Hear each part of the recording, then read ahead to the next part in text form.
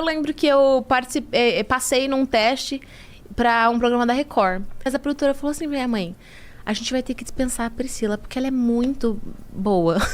Se ela é boa, por que ela não pode participar? Ele, não vai dar certo aqui no programa. Aí eu voltei super magoada pra casa, eu falei...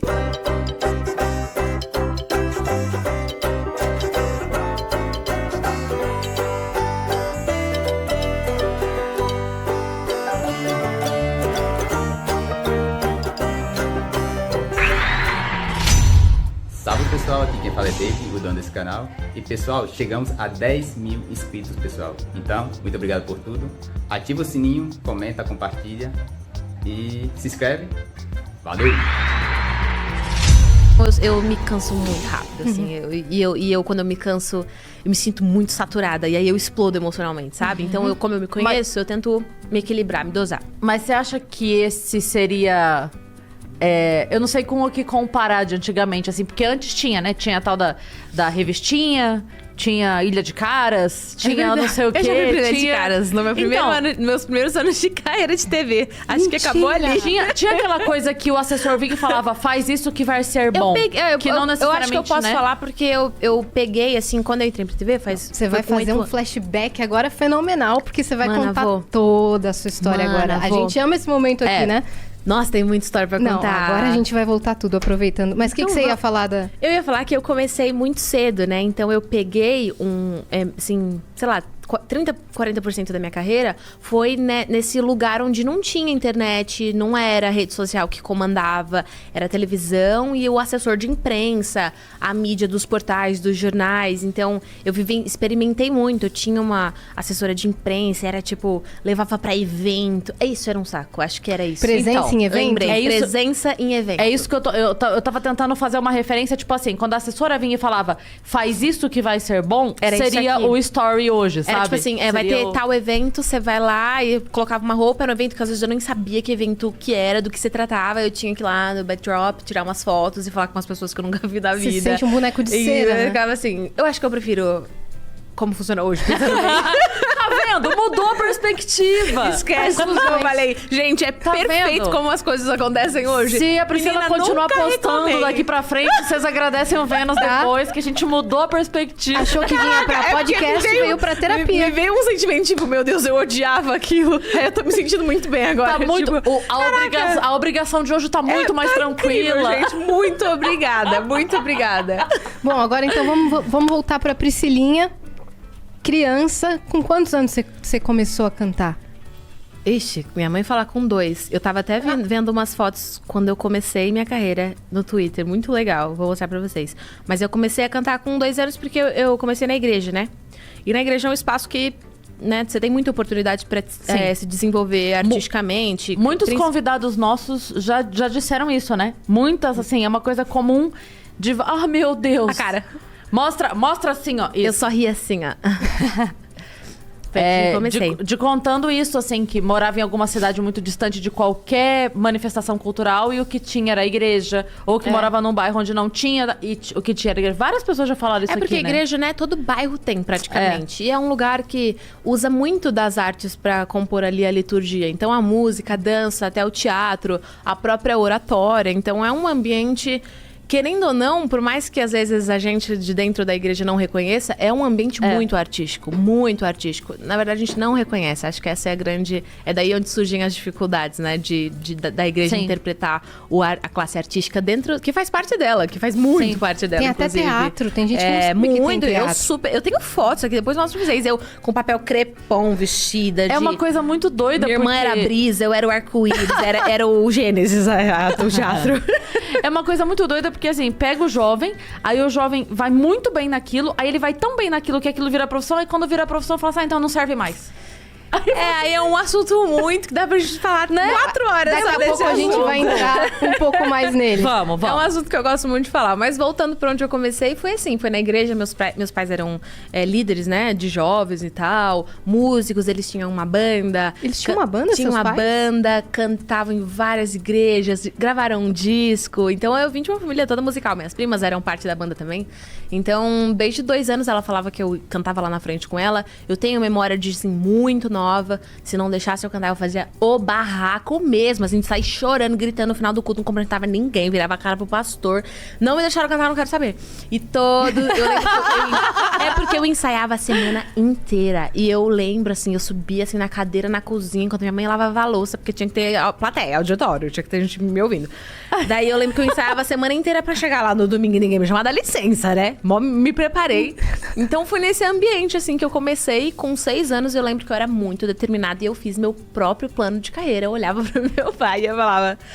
Com 15 mil dá pra gente gravar uma demo e mostrar pras gravadoras, tipo, 6 anos de idade, te juro. Visionária. Te juro. Eu falava, não, a gente grava... Papai, você guarda um dinheiro pra mim, eu vou gravar uma demo, a gente vai mostrar pra todas as gravadoras e alguma vai me contratar e eu vou ser cantora muito famosa.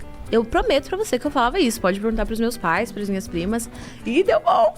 Gente, deu certo. Tô passada. Mas aí, ok, aí você falou isso pro seu pai e qual foi o próximo passo? Eu quero entender esse caminho pra chegar na TV.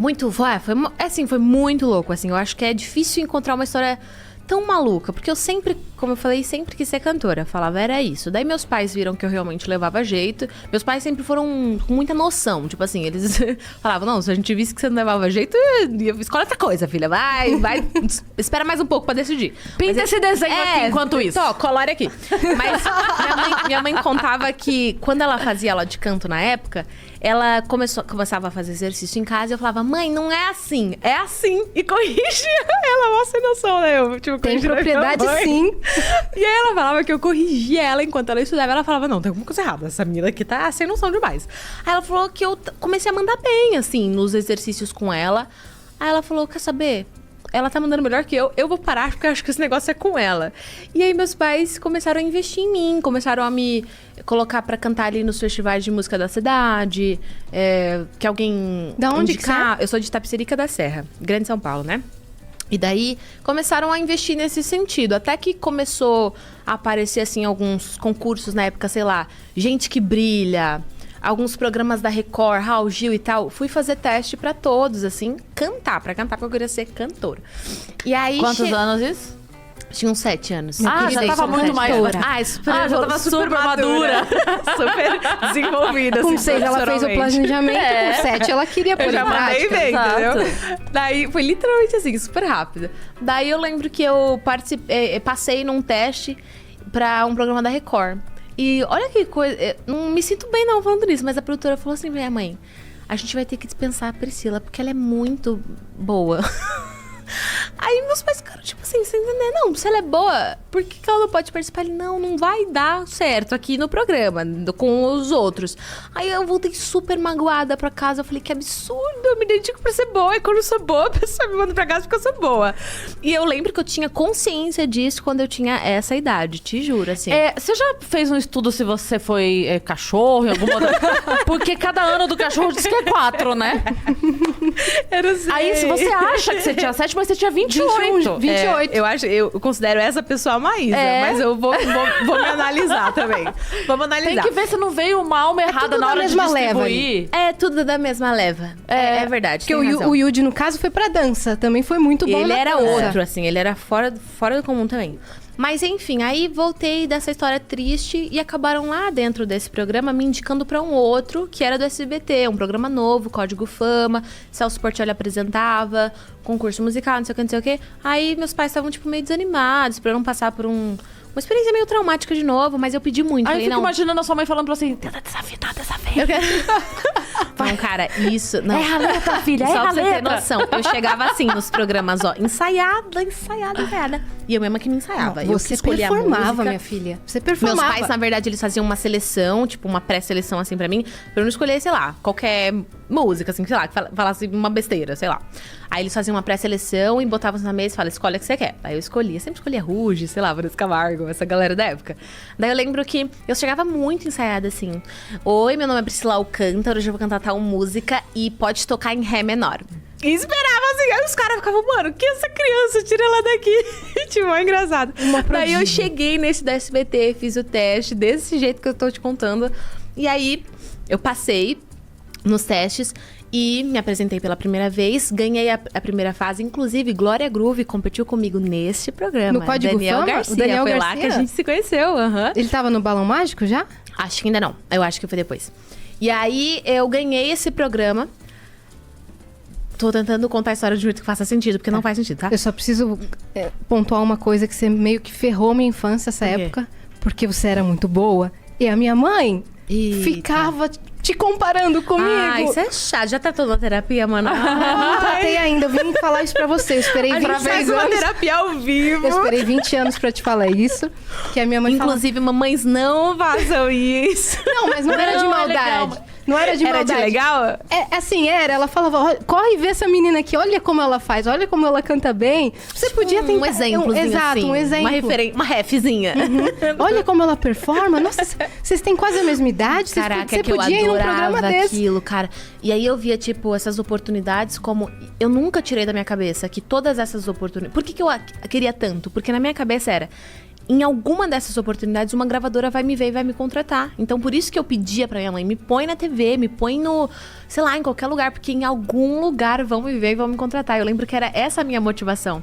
Aí eu participei desse concurso, Código Fama, que o Celso apresentava. Durante as minhas apresentações, foram algumas semanas de competição, o Celso achou que eu levava muito jeito pra TV. E aí ele me levava pra fazer umas gravações de sketchzinhas, decorava uma falinha, fazia uma gravaçãozinha, mas ele não contava pra mim e pros meus pais o que era. Ele só falava, não, relaxa que eu tenho um esquema aí. E aí, né, era tudo bem, era só umas gravaçõezinhas. E eu fazia tudo que ele falava. Ai, fala aí, decora esse texto. Eu decorava e fazia. Não sabia nem o que eu tava fazendo, foi engraçado. Aí isso acontecendo, né, no meio tempo, assim, das minhas apresentações cantando no programa. Aí eu ganhei esse programa e fui pro México. Olha que história, é muito aleatória a minha história. Com 8 anos? Com 8 anos. Fui morar um mês no México com a minha mãe, num reality show, que era o Código Fama Internacional, com uma criança de cada país da América Latina que ganhou a edição regional, né, nacional. Então tinha lá a criança mexicana, de Porto Rico, da Argentina, e eu era do Brasil. Meu Deus. E era um programa onde a gente ficava confinado numa casa igual ao BBB. Câmera 24 horas. E era um estouro na televisão esse programa. Era, tipo, muito famoso lá no México. Inclusive, a as gente crianças saía e as pelo mães. México, só aparecia as crianças. As mães só acompanhavam. Mas estavam morando lá, quero dizer. Mas eu só via minha mãe em 2 minutos à noite. Meu Deus. Era Você só tá isso. brincando. Era de gente Quase grande, umas assim. Chiquititas do... E sem energy do mesmo, reality. assim. Muito engraçado. Aí eu era mais nova da casa e a única que falava português, mas eu tenho uns vídeos muito engraçados. Eu, onde estão minhas maletas? E eu desenroladaço, enrolando um espanhol que não existia. Tipo assim, com 7 para 8 anos. E aí tive essa experiência lá no México. E o Celso Portiolli fazendo a minha no SBT enquanto isso. E você não tava nem sabendo? Não, nem meus pais, assim, ele só falando, deixa comigo que eu tenho um negócio. Só que lá no México, eu fiquei muito famosa lá no México. A galera me adorou e a Televisa queria me contratar. E aí, eu fiquei em 4º lugar na competição geral, né? Só que a Televisa queria me contratar mesmo assim, queria que eu ficasse lá. Daí minha mãe, a gente não tava entendendo nada, porque do nada, umas coisas absurdas acontecendo. Até então eu só cantava na minha igreja local, em Itapecerica da Serra, e só tinha um sonho. E de repente eu estava no México com a minha mãe, com um contrato pra ser assinado. Aí minha mãe ligou desesperada pro meu pai e pro Celso Portiolli, que é uma pessoa que ficou muito próxima da gente nesse processo. E aí a gente contou, aí o Celso falou assim, não, vem pro Brasil que eu garanto que tem algo melhor aqui no Brasil. Vem pro Brasil com a Priscila, voltem pro Brasil. Aí a gente confiou no Celso, voltamos pro Brasil. 3 meses depois... eu fui contratada pelo SBT pra apresentar o Bom Dia e Companhia. Tá bom.